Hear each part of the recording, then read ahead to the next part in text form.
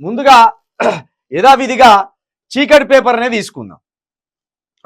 ఈ పార్లమెంటు ఎలక్షన్లు అయిపోయేదాకా, ఈ పార్లమెంట్ ఎలక్షన్ల ఓట్ల కోసం ప్రతిరోజు చాలా నెగటివ్ వార్తలు రాసుకొచ్చే ఒక బాధ్యతను వెలుగు పేపర్ తీసుకున్నది. అందులో భాగంగానే ఏముంటాయో మీరు చూడండి. ఇక ఎన్నికలను మేము కంట్రోల్ చేయలేం, ఈసీ పనితీరును నిర్దేశించలేం, సుప్రీంకోర్టు. వివిప్యాట్ స్లిప్ల లెక్కింపు కేసులో స్పష్టీకరణ, కేవలం అనుమానాలతో ఆర్డర్లు ఇవ్వలేమంటూ తీర్పు రిజర్వు. ఎన్నికలను నియంత్రించే అధికారం మాకు లేదు, రాజ్యాంగబద్ధ సంస్థ అయిన ఎన్నికల సంఘం ఈసీ పనితీరును నిర్దేశించలేం. ఈవీఎంలపై ఉన్న డౌట్లన్నిటినీ ఈసీ క్లారిఫై చేసింది, కేవలం అనుమానాన్ని బేస్ చేసుకొని ఆర్డర్లు ఇవ్వలేం.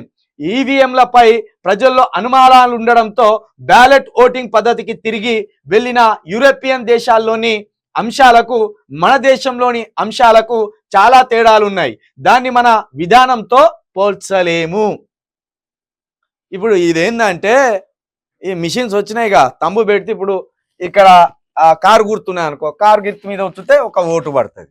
అంతకుముందు ఏంది స్లిప్స్ ఇచ్చేది, ఈ స్లిప్ల వాడు ఒకటి ఇచ్చేది, ఇట్లా గుద్దేది, మడత పెట్టి ఆ బాక్సులు వేసేది.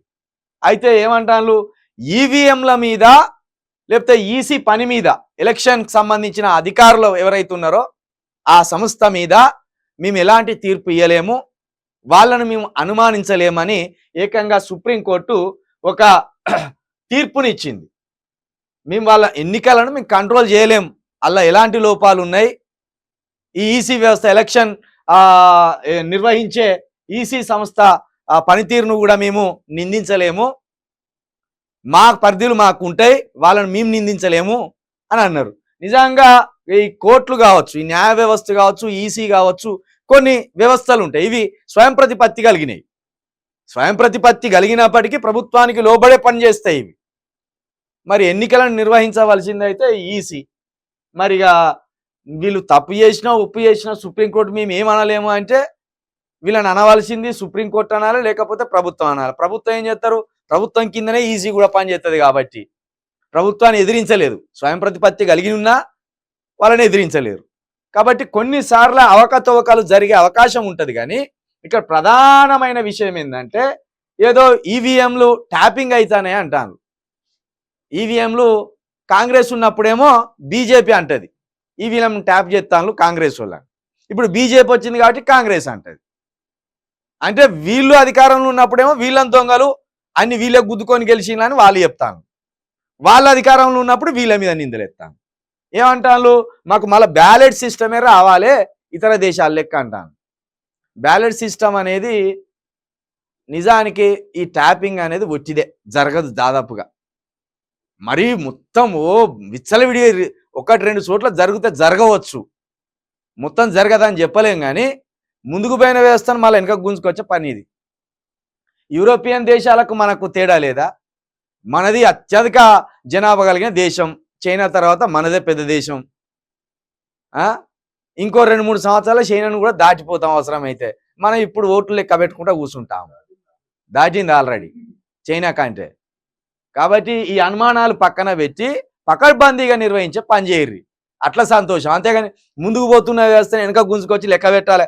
మేము ఎమ్మెల్సీ ఎన్నికలలో మహా అంటే అంతా కొడితే 3 డిస్ట్రిక్ట్లకు సంబంధించి 36 నియోజకవర్గాలకు సంబంధించి నల్గొండ, ఖమ్మము, వరంగల్ ఈ ఎమ్మెల్సీ స్థానానికి సంబంధించి ఓట్ల లెక్కింపు జరిగింది. 4 రోజులు లెక్క పెట్టిన ఓట్లు, బ్యాలెట్ ఓట్లు 4 రోజులు. తిండి తిప్పలేవు, మాకు నిద్ర లేదు. అంత భయంకరంగా 4 రోజులు నిద్ర లేకుండా ఒక్కొక్క ఓటు అన్ని లెక్క పెట్టినాం. అంత భయానకంగా ఉంటుంది.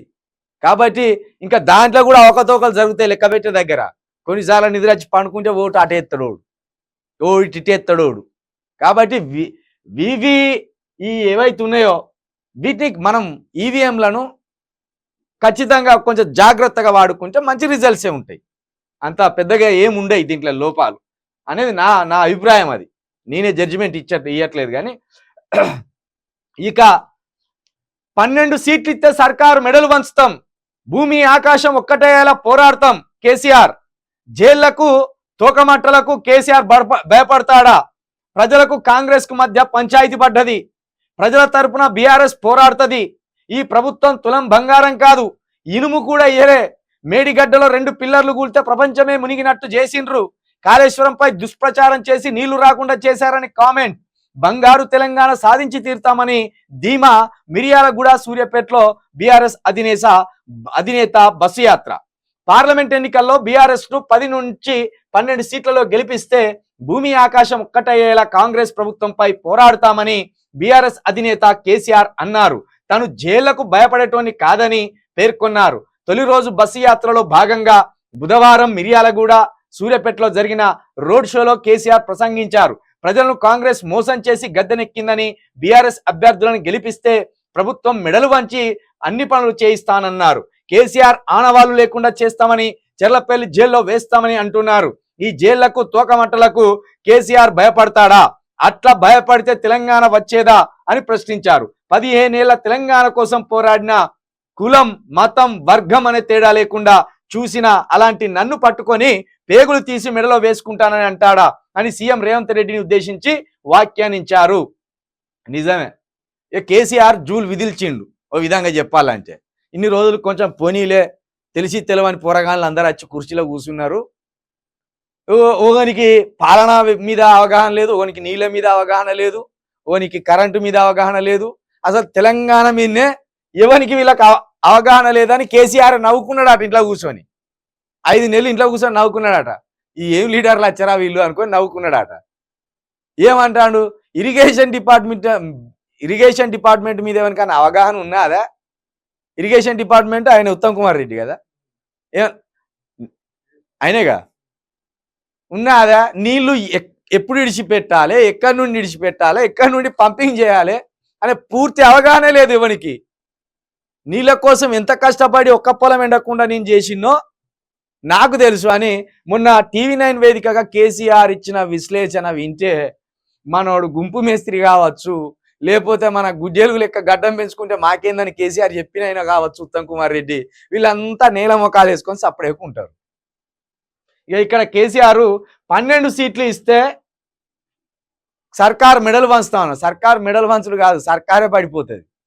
కేసీఆర్ గనక 12 సీట్లు వచ్చిన రోజు తెలంగాణలో కాంగ్రెస్ ప్రభుత్వం ఊసిపోతుంది. మళ్ళా కేసీఆర్ అవుతాడు. కేసీఆర్ అంతా అల్లాటప్పగా 5 నెలలు ఇంట్లోనే ఉన్నాడంటే ఏదో ఉరికిరారనగానే గుడ్డలు వేసుకొని ఉరికినట్టు కాదు. అది పంచాయతీ కాదు, రాజకీయం. అది చాలా ఓపిక అవసరం, దానికి చాలా స్ట్రాటజీ అవసరం. ప్రజల నుంచి వ్యతిరేకత వచ్చే విధానాన్ని బట్టి నాయకులు స్టెప్స్ వేయాలి. ఒక ఆక్రమణలు ఉన్నాడు కేసీఆర్. ప్రజల నుండే ఇంకా వ్యతిరేకత రావాలి. ప్రజలే ఓరి నాయన మేము పడలేకపోతున్నాం, ఈ కష్టం, ఇక వీడు మాకు అద్దురా నాయన అని ప్రజలే బయటికి వచ్చి కొట్లాడితే అప్పుడు కేసీఆర్ వ్యూహాలకు పదును పెడతాడు. కేసీఆర్ వ్యూహాలకు పదును పెట్టి ఎట్లా మనం ప్రభుత్వాన్ని ఫామ్ చేయాలని ఒక ఆలోచనలు ఉంటాడు. ఇప్పుడు కేసీఆర్ అదే ఆలోచనలు ఉన్నాడు. మీరు 12 సీట్లు ఇర్రి, మీకు కరెంట్ ఆగితే అడుగు, మీకు నీళ్లు ఆగితే ఆగు, మీకు పొలాలు ఎండితే అడగండి అని కేసీఆర్ అంటాడు. కాబట్టి మరి 12 సీట్లు గెలిచే అవకాశం అయితే కనబడుతుంది. మరి ప్రజలు అసెంబ్లీ లాగా మళ్ళా గట్లనే ఆగమయ్యి ఈ 12 సీట్లకు తీసుకుపోయి కాంగ్రెస్కి ఇచ్చి మళ్ళా ఇక ఇట్లా అట్టలు అందుకొని, ఇప్పుడు ఎండాకాలం వచ్చిందిగా, ఇట్లా ఊపుకుంటారా, లేకపోతే ఏసీలు వేసుకొని హాయిగా దర్జాగా ఇంట్లో వంటరా, మీరే ఆలోచించుకోవాలి. మేము మొత్తుకున్నాం మా అసంటోళ్ళం, నాయన ఏకుర్రా కాంగ్రెస్కు ఓట్లు ఏకుర్రి, పంటలు ఎండిపోతాయి, కరెంటు రాదు, ఆగమాగం అవుతుంది అని చెప్పి తినలే వేసిండ్లు. ఇప్పుడు అనుభవిస్తాను. రైతులు ఏడుస్తాన్లు, కార్మికులు ఏడుస్తాన్లు, లేడీస్ కొట్టుకొని సత్తాన్లు, ఇవన్నీ జరుగుతాయి. కాబట్టి ఇంకో చాలా కేసీఆర్ మాట్లాడితే ఎవడెక్కర్రాడు, ఆయన మాటలు ఒక తీరు ఉంటాయి, ప్రజల గుండెల్లోకి పోతాయి. ఇక్కడ ఏమంటాడు? తులం బంగారం కాదు, ఇనుప కడ్డీలు కూడా తీసుకొచ్చి మీ చేతిలో పెట్టరు అంటాడు. ఇనుప కడ్డీలు కూడా ఉంటే వీళ్ళే తీసుకపోయి ఇనుప సామాన్ వేసుకొని అమ్ముకుంటారు కాంగ్రెస్ వాళ్ళు. వాళ్ళని నమ్మితే ఎట్లా మనం? ఇక 2 పిల్లర్లు గునిస్తే ప్రపంచమే మునిపోయింది. అసలు ఇక అది అక్కరికే రాదు, ఇట్లా గ్లాసుతో నీళ్లు పోతే అన్ని పిల్లర్లు కూలిపోతాయి అన్నట్టు నమ్మించారు కాంగ్రెస్ వాళ్ళు. కాబట్టి ఓ ప్రాపగండను సృష్టించిండ్రు. తెలంగాణ తెల్లబడుతున్న తెలంగాణ మీద ఒక ప్రాపగండను, ఒక అభూత కల్పనను సృష్టించి కేసీఆర్ని ఎట్లయినా గద్దె దించాలని ఈ ఈ అపార మేధావులు ఉంటారు కదా, మల్లిగాన్ లాంటి వాళ్ళు, తొలివేలు రగ్గన్ లాంటి వాళ్ళు, లేకపోతే ఆకునూరు మురళి లాంటి వాళ్ళు, లేకపోతే ఇంకా కోదండరాం లాంటి వాళ్ళు, వాడు కే పాల్గాడు, మైపాల్గాన్ లాంటి వాళ్ళు, వీళ్ళంతా ఒక అభుత కల్పనలు కల్పించి 1% ఉన్న ఈ తెలంగాణ ప్రజల మైండ్ని మార్చగలిగింది. ఇప్పుడు ఆ 1% ప్రజలు మీరు ఇప్పటికైనా మేల్కోకపోతే రానున్న 4-4.5 ఏళ్ళల్లా అర్రు గోస పడకపోతే అడుగుర్రి. ఈ మాట గుర్తుపెట్టుకోరు మీరు.